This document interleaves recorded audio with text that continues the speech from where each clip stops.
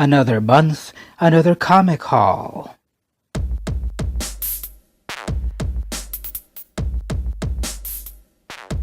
Hey everyone, it's vmcampos, comic book fan. I've got another comic haul for you this time. It's a big one. I visited a few different shops and I got some things, so let's check it out. If you saw last month's video, you saw that I got Aliens Dust to Dust number 2, the De Anda cover, very nice. Well, I went back to some other shops to go find number 1, and number 1 is also pretty amazing. Beautiful De Anda art, virgin cover, no trade dress, and it's just this beautifully intricate, detailed xenomorph here with these great colors. So I got that one. You also saw that last month I got Catwoman number 1 regular cover. Well, I also got this month the Art Germ variant cover number 1, shiny latex in his style, very nice. And then issue number 2, also by Art Germ. This one's kind of cool to me because these sort of like swipes up here make it look like the classic scaredy cat effect when cats get freaked out. And these alternating colors look like slashes with like rageful attitude. So this is number 2, variant cover B. I got Teen Titans number 20. This is the debut in full of these new Teen Titans. We've got Robin, of course, Red Arrow, Kid Flash, they've been known. But new characters, Speedball, Jin, and Crush, Lobo's daughter. I used to read Lobo back in the 90s. I thought it was a very funny, violent comic. And here we have a young, estranged daughter of Lobo. So let's see where she goes in this new series. I got number 2 as well. This is part of the nearly virgin covers that DC is doing. So it's Teen Titans 21 with this sort of 3D neo-realistic version of the Titans. I wanted to get the other cover, but this one's still pretty cool. There's Crush. Supergirl number 21. This one starts a new storyline. This is The Killers of Krypton Part 1. I mostly got it because of this amazing Rachel and Terry Dodson art in the cover only.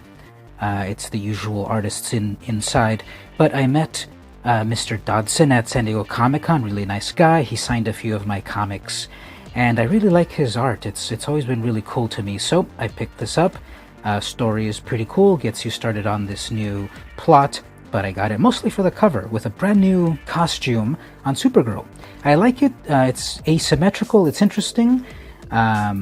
See where it goes.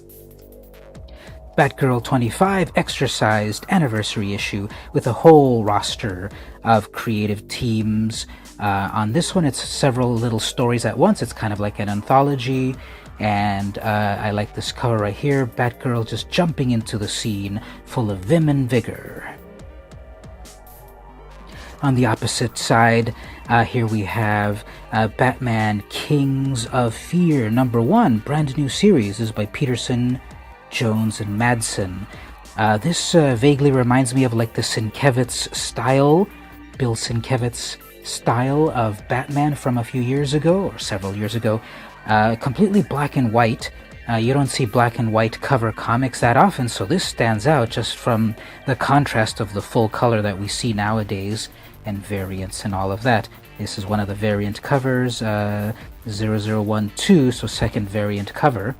I don't know anything about this, but based on the other cover, he's battling the Scarecrow, I guess. This wonderful Action Comics number 1001, near virgin cover, painted, the Man of Steel, just a powerful visage here, very pensive expression on Superman. I love that he's taking over the whole cover, a little bit of Metropolis in the background. This is the variant cover. Over on the Marvel side, I picked up Fantastic Four number 1, aka number 646. It's back, the world's greatest comic magazine. So here we've got Dan Slott's start in this title, along with Pichelli, Bianchi, Young, and Gracia. So this is also got like 3 or 4 stories, kind of like the Batgirl one. and it's the return of the Fantastic Four. I got the regular cover, the Ribic cover, or Ribish, not sure how you say his name, and I kind of really like the grizzled look on Mr. Fantastic. I picked up a few back issues here of Squirrel Girl. I was reading her comic from the beginning several years ago. I kind of fell off after my comic shops closed and I lost my pull lists, but I'm going back and picking up some of the books I missed. So here's issue 26, special zine issue. So I like the style of it here, like a do-it-yourself sort of cover. This is by North Henderson, Renzi, and more. Even apparently Jim Davis, Garfield creator, is in this book somehow. Well, I missed several issues, and what's happened is that longtime artist Erica Henderson has left the book, so I wanted to go back and pick up her final issues, which I believe happened in 31, which I haven't been able to find. So here's 33, featuring the return of a fan favorite, a semi-remembered villain from the 90s. 34, Squirrel Girl and Kraven in jail, what's going on? And then 35, so by this time now we've got Derek Charm doing the art. Henderson still has a few of these covers, but interior art is by Charm, and he's good. He's got his own style. It's cartoony like Henderson's, but it's in his own style. The writing is still North, so that's something familiar. The Walking Dead number 182, Bill Sienkiewicz variant cover. These have been really amazing. Bill Sienkiewicz has been creating some great covers of our favorite characters. Here we have Maggie, which of course most of us know her perhaps as Lauren Cohen, but she's in the series of course, and she's been part of the story for a long time. The comics are very different from the TV show. But anyway, Sienkiewicz has been doing some cool covers of portraits of various characters on the last 6 or 7 issues. I pretty much have been featuring them all on my last few comic hauls. Animosity Evolution number 1 from Aftershock. This came out a little while ago, but I like the evolution plot. It's what if the animals of the world gained sentience and got really mad because humanity has not treated animals very well in all the millennia. So what if we have these cybernetically enhanced animals that are coming to get us because we may love our pets, but we've treated the animal kingdom pretty badly. Another WTF comic, Scooby Apocalypse. A beautiful, amazing cover right here. Velma and Daphne and Scooby battling zombies. This series has been out for 2 years now, and I was reading the very first issues, dozen or so, but again my comic shop closed and I kind of lost track of them, so I picked up a couple back issues here, and it's a very much more mature take on this concept. Look at how badass Scooby looks. They both look really badass. I also got number 27 with a Shaggy blasting the zombie horde coming at him. There's also a backup story of Secret Squirrel, and Scooby is in it of course. And then love this cover, number 28, another badass looking Velma, Scooby and his cybernetic holographic emoji communication system, realistic looking dog in a fantastical setting. Velma is like, come at me bro. Next up, Mirka Andolfo's Unnatural number 2, this is from Image Comics. So this is the variant cover by Artgerm. Yes, the same Artgerm I showed a little while ago doing those Catwoman covers. Artgerm is pretty famous and pretty good at doing realistic human characters. So here's a different take on things. This is one of the few furry comics that is being published at the moment. It's rated TVMA+++. It's very mature, and it's just interesting to see his take on these characters. Basically, the story is, what if the totalitarian government was the one in charge of letting you marry who you want to marry or hook up with who you want to hook up? Anything else is unnatural. I picked up this series that I missed the first time around, Star Trek The Next Generation Through the Mirror. If you're a Trekker, you know about the mirror universe that existed in Star Trek. Basically, it's like the evil version of our universe. There were never any Mirror Universe stories in The Next Generation. There were in the original series, Deep Space Nine, Voyager, and the series that we don't talk about. But so here in comic book format, we will see what happens with an evil Picard with an evil Enterprise. Number 1. Here's number 2. I love this. Borg technology enhanced Data in the evil Mirror Universe versus the good Data. He looks a little bit more evil. I got number 3, and here we have evil Riker and evil Troy. So she is Counselor Troy in the regular universe, and she is Inquisitor Troy in the Mirror Universe. And Riker with a badass scar across his face. And what is that? Evil Mirror Universe Spock. Number 4, I love this even more. There's evil Geordi, shaved head, amazing visor, and evil Wesley Crusher. Lastly, issue 5 of the series, evil Crusher, and I guess good Worf versus, who's that, like evil Barclay maybe? And it's the final of this series. All the interior art is also beautifully painted by Woodward? Who does the interior art? I believe Woodward. Maybe Tipton. No, Tipton. Yeah, I think Woodward does the art. But it's all beautifully painted and a really cool take on these characters. Next up, just on a lark, I picked up Ruin World from Kaboom. This is one of the variants, Virgin Art cover. Cover makes it look like a very cute series.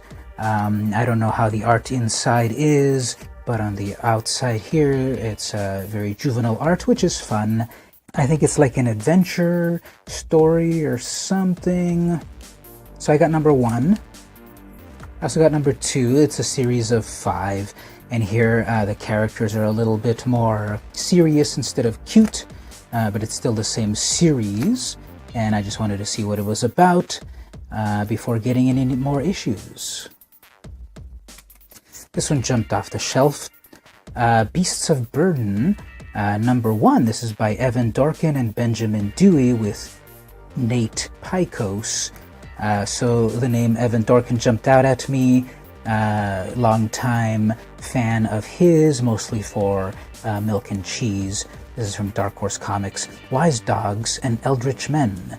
This is a series that flies under the radar for a lot of people, but basically it's sentient animals and their stories. It's kind of a mature book. And this beautiful painted cover stood out to me, so I wanted to get it.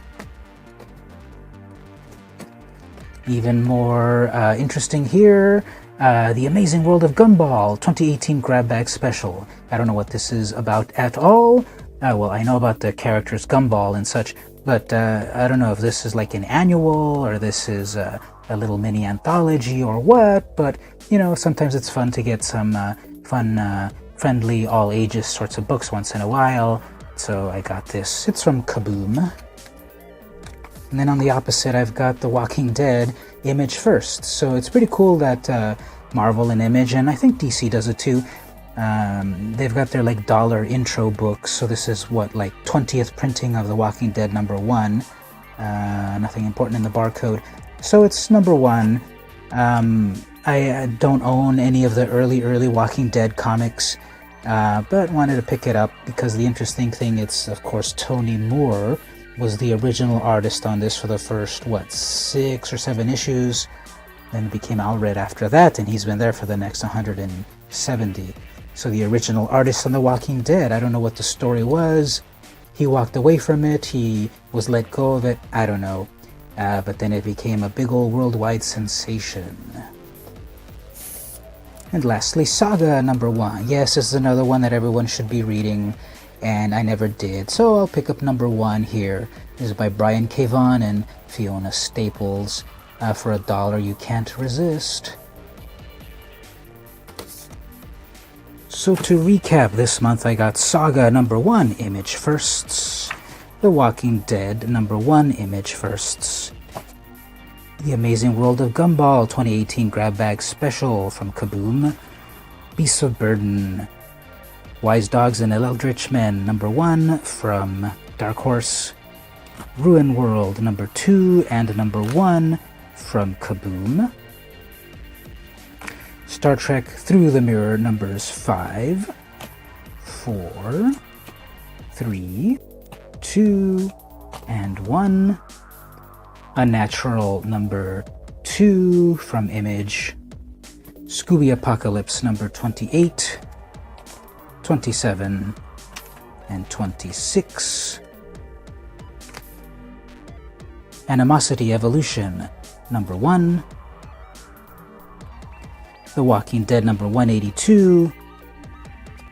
Squirrel Girl number 35, 34, 33, 26. Fantastic Four number 1. Action Comics number 1001. Batman Kings of Fear number 1. Batgirl number 25. Supergirl number 21. Teen Titans number 21 and 20. Catwoman number 2, number 1, and Aliens Dust to Dust number 1. So what do you think? Are there any comics here that you like? What are you reading? Let me know in the comments below.